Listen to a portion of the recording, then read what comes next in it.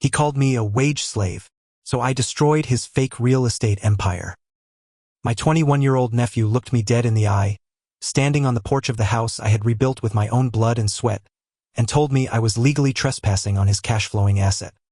He was wearing a knockoff designer tracksuit, holding his smartphone on a gimbal, and citing TikTok property laws with the absolute confidence of a man who had never paid a utility bill in his entire life. He was convinced he had just masterminded the real estate heist of the century against his own uncle. He genuinely believed that he and his internet gurus had figured out a loophole to steal my property, lock me out, and turn my retirement investment into his personal ATM. But battles aren't won by screaming, and they certainly aren't won by quoting 30-second social media videos. They are won by knowing the fine print, the contracts, and the rules of the game better than the arrogant child trying to play you. My name is Arthur. I am 45 years old, and I am a custom carpenter and cabinet maker. If you look at my hands, you'll see the story of my life. They are heavily calloused, missing half of my left index finger from a table saw accident back in my 20s, and permanently embedded with the faint scent of sawdust and polyurethane. I have spent the last 25 years waking up at 4 in the morning, breathing in wood dust, and destroying my lower back to build a life of stability. I don't drive a flashy car. I drive a reliable, beaten-up Ford F-150 that has hauled more lumber than I can calculate. 5 years ago, after a lifetime of saving every spare dollar, I bought a modest, run-down 3-bedroom house in a quiet, heavily manicured suburban neighborhood called Pinecrest Estates. It was a foreclosure, an absolute disaster on the inside. For 2 solid years, I spent every evening and weekend in that house. I ripped out the rotting drywall, laid down beautiful Brazilian cherry hardwood floors, and built custom oak cabinetry for the kitchen with my own 2 hands. That house was my sweat equity. It was my nest egg, the asset that was going to ensure I didn't have to carry heavy sheets of plywood into my 60s. My older sister, Brenda, is a good woman, but she has always struggled. She raised her son, Leo, mostly on her own. I love Leo. When he was a kid, I was the one who bought his baseball gloves, went to his middle school games, and tried to teach him the value of an honest day's work. But as Leo grew up, the internet got its hooks into him. By the time he was 20, he had zero interest in learning a trade or going to college. He was completely obsessed with hustle culture, dropshipping, and the illusion of passive income. He spent his days watching videos of fake millionaires standing in front of rented sports cars, selling courses on how to escape the matrix and become an apex predator in the business world. Last year, Leo was living on my sister's couch, driving her crazy, refusing to get a job at the local grocery store because he said trading time for an hourly wage was for pathetic wage slaves. My sister came to me crying, begging for help. Against my better judgment, I offered Leo a lifeline. I told him he could move into my rental property in Pinecrest Estates. The market rate for that house was easily $2,500 a month. I told Leo he could live there for $500 a month, just enough to cover the property taxes and the homeowners association fees.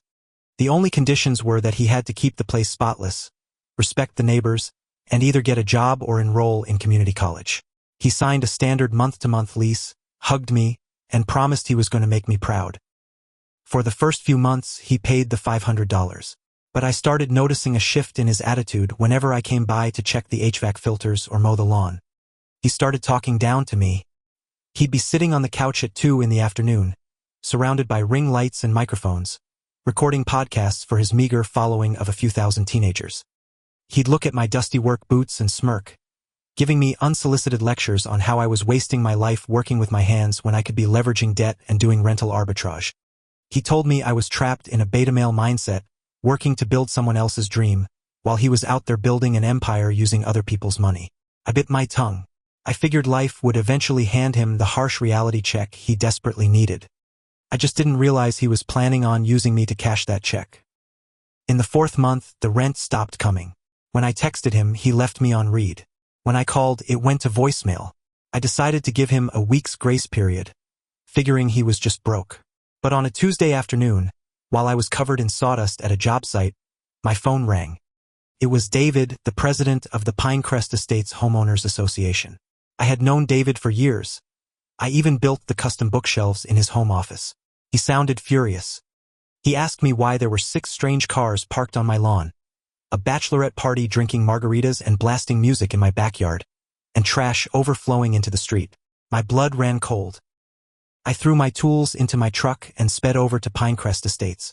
When I pulled up to my beautiful house, my jaw clenched so hard my teeth ached.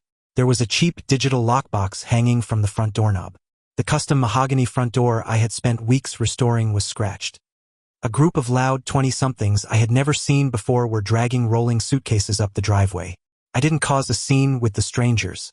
Instead, I pulled out my phone and searched Airbnb for my city. There it was. My house, listed as the luxury alpha estate hosted by Leo. He had hundreds of reviews.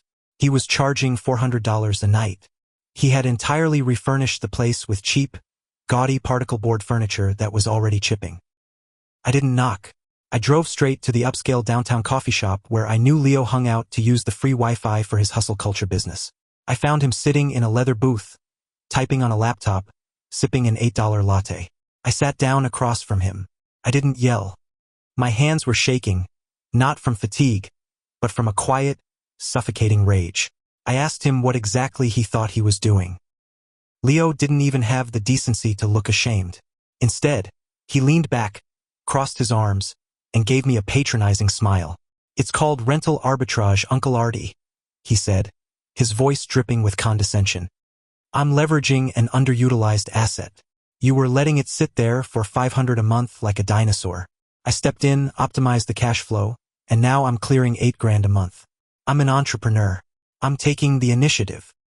"You are breaking your lease," I said, my voice barely above a whisper. "You are running an illegal hotel out of my home. You have 30 days to get your cheap furniture out and leave." Leo actually laughed.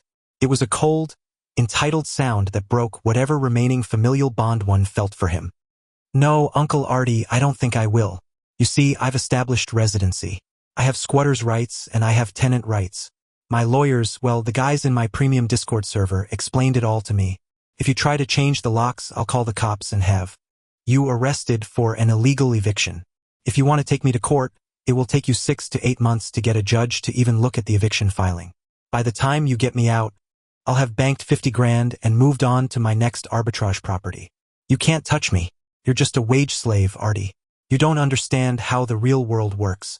You let me in, and now I'm the one in control." I sat there in silence, letting the sheer, calculated cruelty of his betrayal wash over me. I had given this boy a home. I had fixed his bicycles, wiped his tears when his father left, and offered him a place to live for practically nothing just to help him get on his feet. And he was perfectly willing to destroy my property, exploit my kindness, and drag me through a grueling legal battle just to fund his fake internet persona. He thought I was weak. He thought because my hands were dirty, my mind was slow. But like I said, battles are won by knowing the rules. Leo and his internet gurus were arrogant, but they were also incredibly, hilariously ignorant. They fundamentally misunderstood the legal landscape of suburban real estate. They knew just enough about tenant laws to be dangerous, but they knew absolutely nothing about the ironclad, ruthlessly enforced covenants of a premium homeowners association. I didn't say another word to Leo. I stood up, walked out of the coffee shop, and drove straight to David's house. I sat at the custom mahogany desk I had built for the HOA president and explained everything. I showed him the lease Leo had signed. I showed him the Airbnb listing. David was visibly disgusted.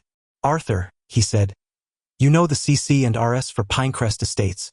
Short-term rentals of less than 12 months are strictly, unequivocally prohibited.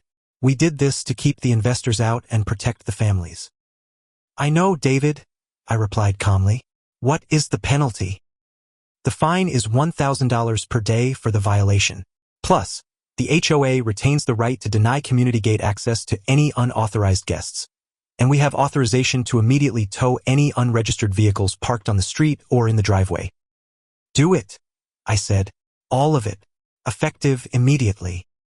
"Arthur, the fine's attached to the property. You're the owner. You'll be on the hook," David warned. I smiled, a real, genuine smile. "I brought my lease with me, David. Section 4, Paragraph 2. Tenant agrees to abide by all HOA rules and regulations. Any fines, levies, or legal fees incurred by the HOA due to the tenant's actions or unauthorized use of the property shall be immediately added to the tenant's balance as additional rent, and tenant assumes full personal financial liability for said fines." I want you to hit my property with the maximum fines. David. I want you to tow every single car that doesn't have a resident sticker. And I want you to revoke the gate code. The next 48 hours were a masterclass in the swift, crushing reality of actual legal power. It started on Thursday afternoon. A new batch of Airbnb guests arrived at the gates of Pinecrest Estates. Their entry codes didn't work. When they tried to tailgate another car in, the neighborhood security guard stopped them, informed them they were attempting to enter an illegal short-term rental, and turned them away. Two guests who had managed to park on the street before the gate codes were changed had their rental cars immediately hitched and towed by the aggressive local towing company the HOA contracted. By Friday morning, Leo's phone was melting down. His Airbnb inbox was flooded with furious messages from stranded guests demanding full refunds. Airbnb's trust and safety team, having received a formal legal complaint from the HOA regarding illegal zoning and fraudulent listings, permanently suspended Leo's account. All of his pending payouts were frozen. But I wasn't done. The beauty of Leo running an illegal commercial enterprise was that it completely invalidated his claim to standard residential squatter protections. He wasn't a tenant withholding rent.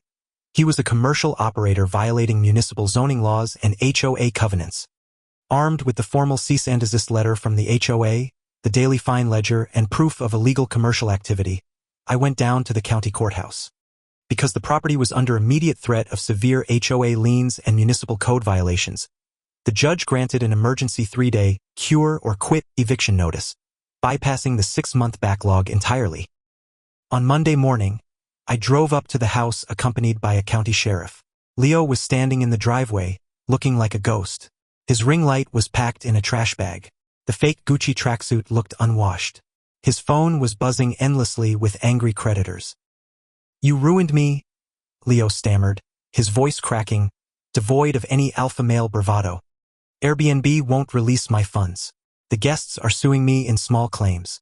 And I just got a certified letter from your lawyer saying I owe you $12,000 in HOA fines because of that lease clause. My credit is going to be destroyed. I have nothing." "No, Leo," I corrected him, standing tall on the porch of my house. "You ruined yourself. You thought you could steal the fruits of my labor because you listened to a podcast that told you hard work was for losers. You wanted to play the real estate game without putting in the sweat, the time, or the respect. Well, welcome to the real world. In the real world, the fine print always wins. Now get off my property before the sheriff arrests you for trespassing." Leo picked up his trash bags of cheap clothes and walked down the street, calling an Uber he could probably barely afford. He had to move back into my sister's cramped apartment.